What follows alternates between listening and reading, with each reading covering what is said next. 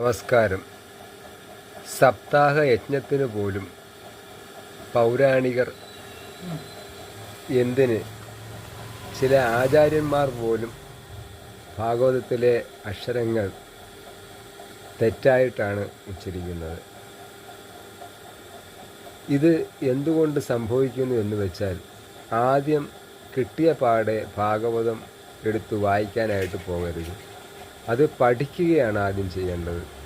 ആദ്യം പുസ്തകം വെച്ചുകൊണ്ട് അത് പഠിക്കണം.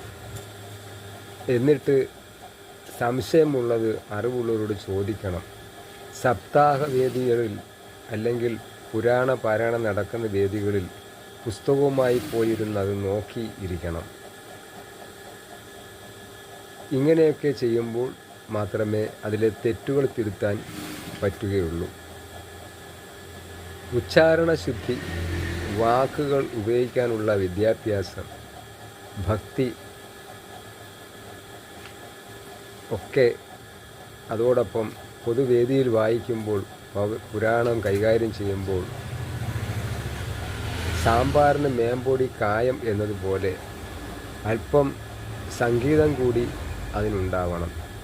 ഓരോ സന്ദർഭങ്ങൾ വരുമ്പോൾ അതിനനുസരണമായിട്ടുള്ള സംഗീതം കൂടി കൊടുത്താൽ അത് ഏറ്റവും ശോഭിക്കും. ഭാഗവതത്തിലെ ആ പുസ്തകം നമ്മൾ വാങ്ങിച്ചാൽ ആദ്യം അതിൻ്റെ മാഹാത്മ്യങ്ങൾ അതിൽ ഉൾപ്പെടുത്തിയിട്ടുണ്ട്. അത് നമ്മൾ വായിക്കണം. അല്ലെങ്കിൽ സപ്താഹ യജ്ഞത്തിൻ്റെ തലേ ദിവസം ആചാര്യന്മാർ അതിനെക്കുറിച്ച് പറയുമ്പോൾ അത് ശ്രദ്ധിക്കാൻ നാം തയ്യാറാവണം. എങ്കിലേ സപ്താഹം നടത്തുന്നതിനെക്കുറിച്ചുള്ള കാര്യങ്ങൾ നമുക്ക് മനസ്സിലാവും.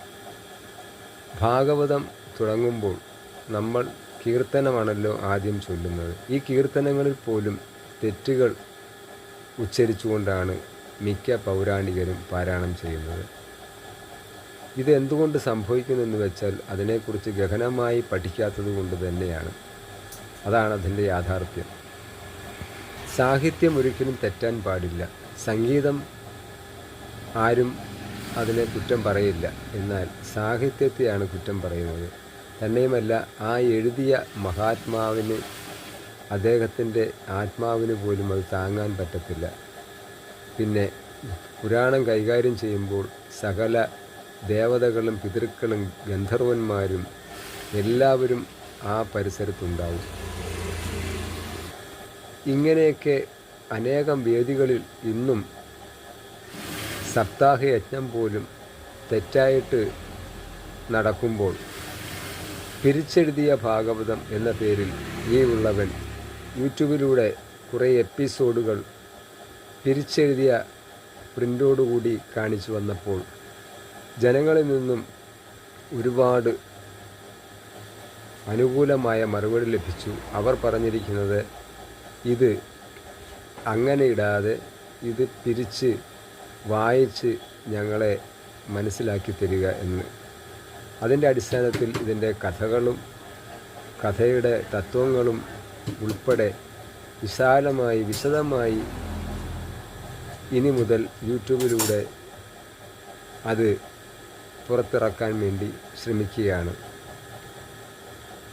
അത് ഏവർക്കും ഒരു മുതൽക്കൂട്ടാകുമെന്ന് കരുതുന്നു.